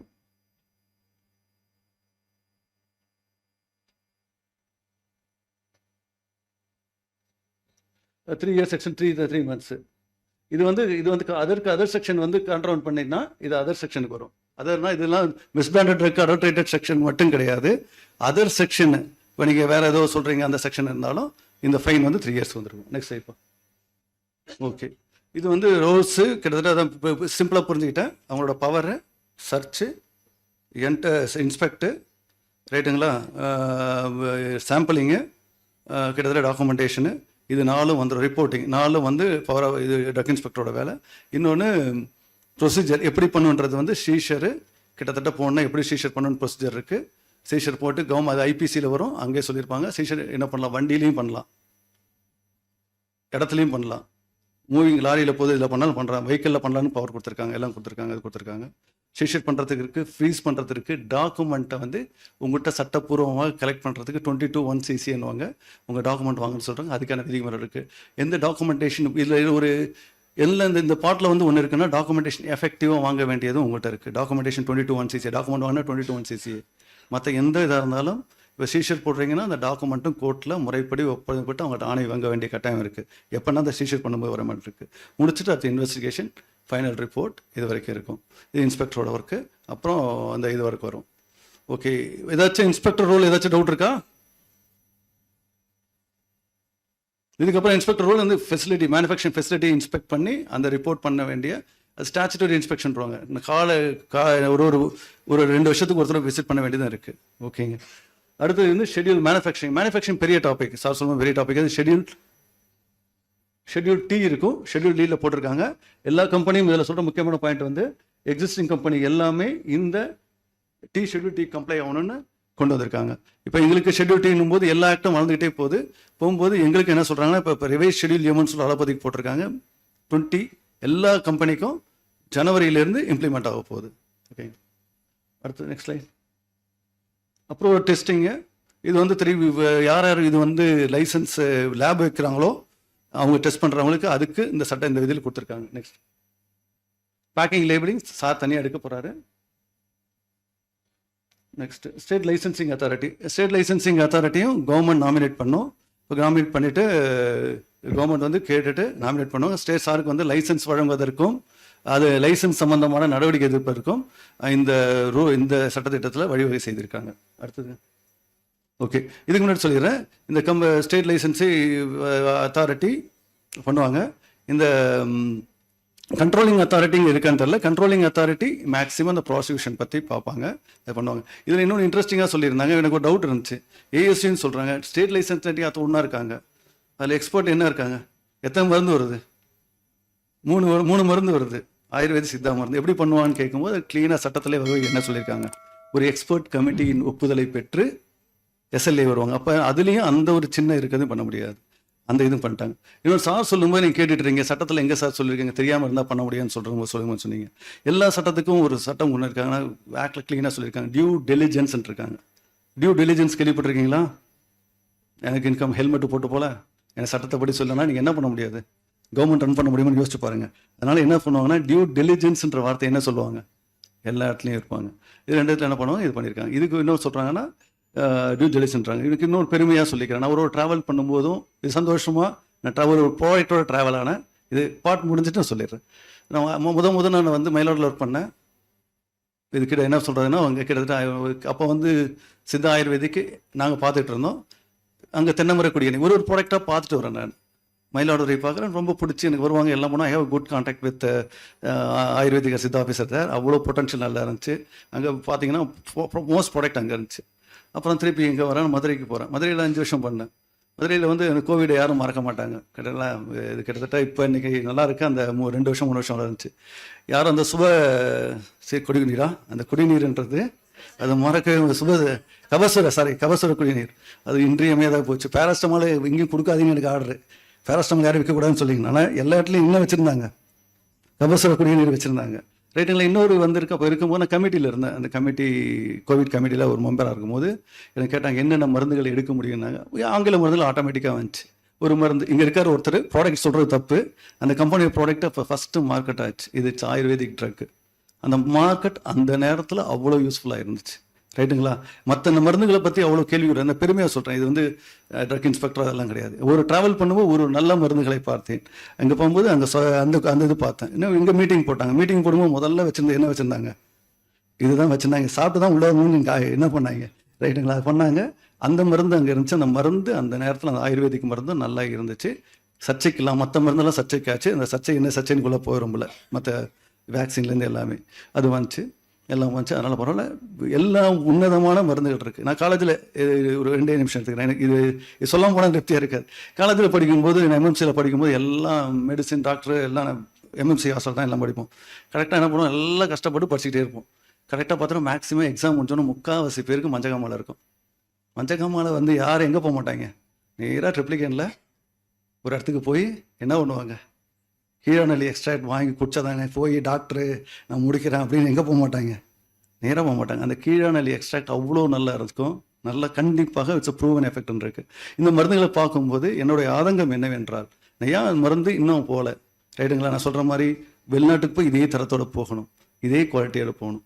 எங்களை பொறுத்தவரை நான் கற்றுக்கிட்டது என்னன்னா, எது நல்ல ரெகுலேஷன் வருதோ, எங்கெங்கே ரெகுலேஷன் கரெக்டாக கடைப்பிடிக்குதோ, எங்கே இந்த ஸ்டேக் ஹோல்டரோட இம்ப்ளிமெண்டேஷன் யூனிஃபார்மாக இருக்கோ, எங்கே சென்சிடைஸ் பண்ணுறோமா, நீங்கள் வரீங்களா சார் இந்த பிரச்சனை இது எப்படி சால்வ் பண்ணணும்னு சொல்லிட்டு எல்லா தரப்புகளான ஒரு மட்டும் கிடையாது, ரெகுலேட்டரி மட்டும் கிடையாது, ஃபேக்ட்ரி கவர்மெண்ட் எல்லாமே ஒரு இடத்துல அசம்பிள் பண்ணி ஒரு டிஸ்கஸ் பண்ணி வரும்போது அந்த இடம் நல்லா வளருது. இப்போ நீங்கள் கேட்குறீங்க பண்ணும்போது ஒரு ஹெல்த்தியாக இருக்குது. என்ன கேட்குறீங்க சார்? கேஸ்ட்ரிக் தான் சார், ஏன் திருப்பி வருதான்னு கேட்கும்போது இது எல்லாம் கேட்டு வளர்ந்து வர சிஸ்டமாக இருக்கணும். ஒரு 60 வருஷத்துக்குள்ள ஒரு அலோபதி சிஸ்டம் வந்து இவ்வளோ பீக் வரும்போது 2000 சிஸ்டம் போது நம்ம உருவாக்க வேண்டிய கட்டாயத்தில் இருக்கும். அது மாடர்னாக என்கேஜ் பண்ணணும். இப்போ எங்கள் சேலஞ்ச் எப்படி இருக்குன்னு சொல்கிறேன். இப்போ நீங்கள் சொல்கிறீங்க எங்களுக்கு சேலஞ்செலாம் கிடையாது. இப்போ எங்களுக்கு உண்மையாக நாங்கள் நீங்கள் சொல்கிறீங்க இவ்வளோ தூரம் பேசும்போது அந்த டாபிக் என்ன டாபிக், மேஜிக்கல் ரெமெடிஸ் இருக்குல்ல, மேஜிக்கல் ரெமெடிஸ் வந்து கிட்டத்தட்ட எங்களுக்குலாம் என்ன பண்ணுவாங்கன்னா பேம்ப்ளெட் லெவலில் இருந்துக்கு சட்டமும் கை கொடுக்கணும். சரிங்களா?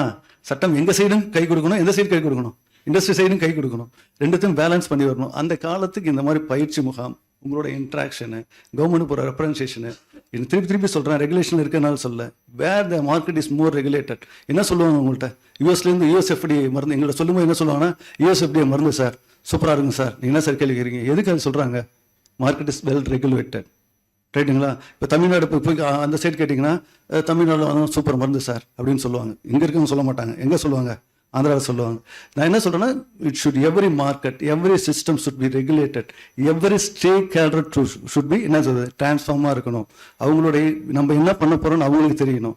அவங்க என்ன சொல்லிட்டோம் இது பண்ணணும். அதே மாதிரி ஒன்று அல்டிமேட்டாக ஆஸ் ஆஃபீஸராக ஆஸ் இண்டிவிஜுவலாக சொல்கிறேன், customer is our ultimate goal. கஸ்டமருக்கு போகிற மருந்து நம்மளுக்கு தெரியாமல் கூட என்ன போகக்கூடாது, கரெக்டாக போகணும். அது வந்து கண்டிப்பாக போக வேண்டியது ஆஸ் ஆஃபீஸர் கடமை, ஆஸ் அ அதர் ஸ்டேக் ஹோல்டராக மற்றவங்களோட கடமை. வாய்ப்பளித்ததற்கு மிக மிக நன்றி. அதே பரவாயில்ல, இதை ஏதாச்சும் டவுட் இருந்தீங்கன்னா ரொம்ப சந்தோஷப்படுவேன், கேட்டிங்கன்னா பரவாயில்ல. இப்போ இல்லை, எப்போ வேணால் ஏதாச்சும் ரெகுலேட்டரி எங்களோட ஸ்ட்ராங் பாயிண்ட் நினச்சிட்டு இருக்கோம். எந்த இதுலையாச்சும் யாராச்சும் ரெகுலேட்டர் கேட்கலாம், இண்டஸ்ட்ரி வேணாம். ரைட்டுங்களா? இண்டஸ்ட்ரி பலதுக்கு அது மாதிரி கேட்கலாமே தவிர இந்த ரெகுலேட்டரி ஆஸ்பெக்டில் எந்த இன்ஸ்பெக்டராக இருந்தாலும் சந்தோஷம். எப்போ கேட்டாலும் சரி எங்கள் டீமில் எந்த ஹெல்ப் பண்ணுவாங்க, எல்லாம் பண்ணுவாங்க. தேங்க்யூ. எதாவது டவுட் இருக்கா?